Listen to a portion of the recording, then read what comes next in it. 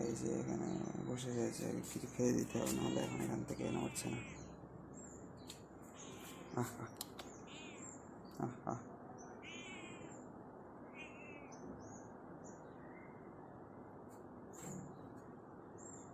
ঘরের মধ্যে ঢুকে চলে আসছে, গেট ঠেলে দিচ্ছে মনে হচ্ছে।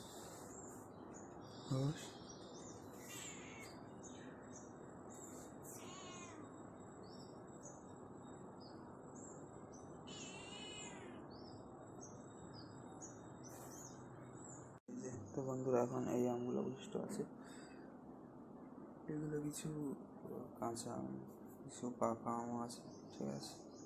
আপাতত যেগুলো আছে সেগুলোই আপনাদের দেখাচ্ছি। এবং এইখানে আছে কিছু, এই যে কুমড়ো ফুল তোলা, কিছু নজনে ডাঁটা, আর কিছু এই, ঠিক আছে, লেবু।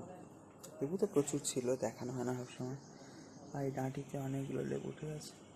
এই যে 4খানা লেবু মিত্র এখানে, ঠিক আছে, দেখতে পাচ্ছেন যেমনটি।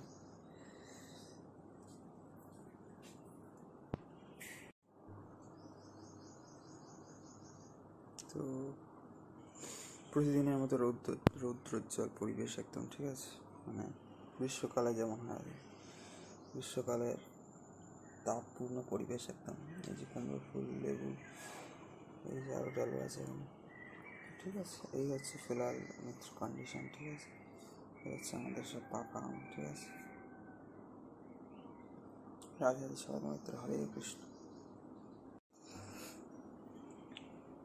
তো এইরকম গরমের দিনে পাকা আম কেমন লাগে আপনাদের, অবশ্যই। এর গন্ধটা অতি অপূর্ব। এবং কিছু কিছু আমের না উপর দিকটা লাল লাল কালার হয়েছে, মানে গোলাপ খাস আমে যেমন হয় আর কি, যেটা আরও মিষ্টি লাগছে। এইখানে আছে কাঁচা আম কিছু, আই থিঙ্ক, কারণ কাঁচা কালার হলে অনেকে পাকা হয় অনেক সময়, অনেক আম ন্যাংরা ট্যাংরা এইসব।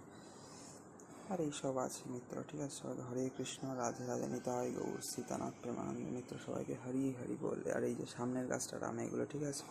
সবাইকে হরে কৃষ্ণ, রাধে রাধে, হরি বল, জয় উমাশঙ্কর।